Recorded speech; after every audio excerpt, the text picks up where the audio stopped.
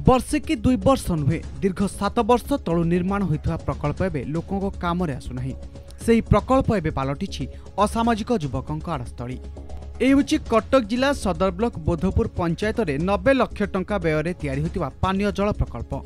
भलकरी देखंतु एही पानीय जल प्रकल्प पाखरे थिबा विद्युत ट्रांसफॉर्मर को किभली गछलता भितरे घोड़े हुई रही। एही पानीय जल प्रकल्पटी 2014 मार्च 4 तारिख में कटक सदर विधायक स्वर्गत कालंदी चरण बेहेरा द्वारा स्थापित होता।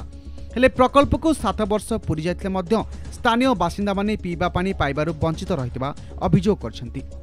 अन्यपटे जदि प्रकल्पटी कार्यकारी होइथांता तेबे पंचायत अधीन थिबा ततलापदा, पाईकाण, लाल कोराबाटी और नानपुर गांव समेत आखपाख अंचल लोके उपकृत होइथांते। हेले ताहा कार्यकारी होई पारला नाही। फल किछि स्थान रे पाइप मध्य चोरी होई गलानी। आउ एपटे गाँव में गोटे पाइप थिबा बेले सेथिरु गोलिया पानी बाहरुछि, जाहाकु नै लोकमानक मध्यरे असंतोष वृद्धि पाइछि। अनेक समय लोके पीवा पानी पाउनथिबा बेले किछि लोक गोलिया पानी पी विभिन्न रोग रे आक्रांत होई मृत्युवरण करछन्ति। दीर्घ 7 वर्ष तले तैयारी होइथिबा प्रकल्प कार्यकारी होई नथिबा बेले पानीय जल विभाग पारिबा पणिया उपरे प्रश्नवाची सृष्टि होइछि। सरकार लोकों पाई कोटी कोटी टंका खर्च कर योजना मान प्रणयन करुवा बेले ताहा लोकों काम आसुना। जिला प्रशासन अपारगता जोगु अनेक योजना माटी मिशिबा बसलानी, तथापि ए दिगरे कौनसी पदक्षेप नेउना जिला प्रशासन।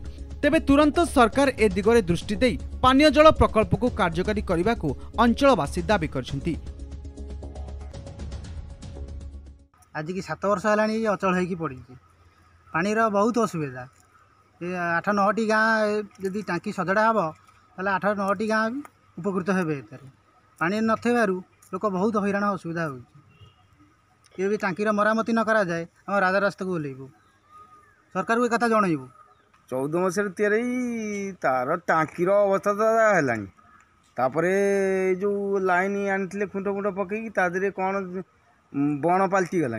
आ ये देवाल फेवाल भांगी गला। तापर मधुआ माछ जहाँ ये जारखारा कर आम तो पानी पाइबा अपेक्षा कौन आम तो ये ट्यूबवेल ग्राम में सब ट्यूबवेल है सी भी पानी सुखी आसला। से पानीगारा भी सब हदिया फलिया पड़ी से पानी पीला बेलू सी भी केत लोक गोटे गोटे मर जाऊँ। से पानी भी पीवा योग्य नुह। आम एमती सरपंच को सब अभियोग जनाऊँ। सरपंच कहते हाँ आज देखा काल देखा काल देखा एमती आम रोचु आ कौन करिया। पानी समस्या तो लगी रही। मु जाइली ऑफिस की आमर थरे कलेक्टर ग्रीभियांस होता सेठी कही कलेक्टर ताकर जो थिला सबू जे पानी तमें बिल दौन आम पानी दबुनी, किंतु जो कंट्राक्टर काम करथिला से किछि कम काम रही जाइथिला तादरे बाकी संपूर्ण करि नथिला। तापरे आमर मु एसडीओ सार को जनईली, एग्जीक्यूटिव इंजीनियर मध्य आसी देखी थिले।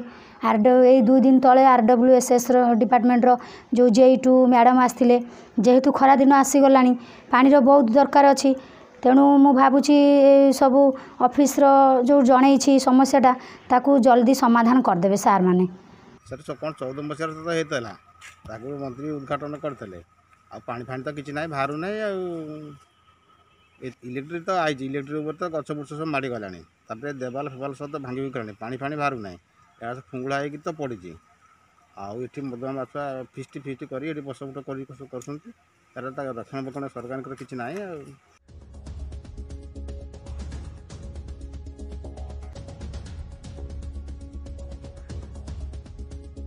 कटक जिला सालेपुर मनोज साहू, कोणार्क न्यूज।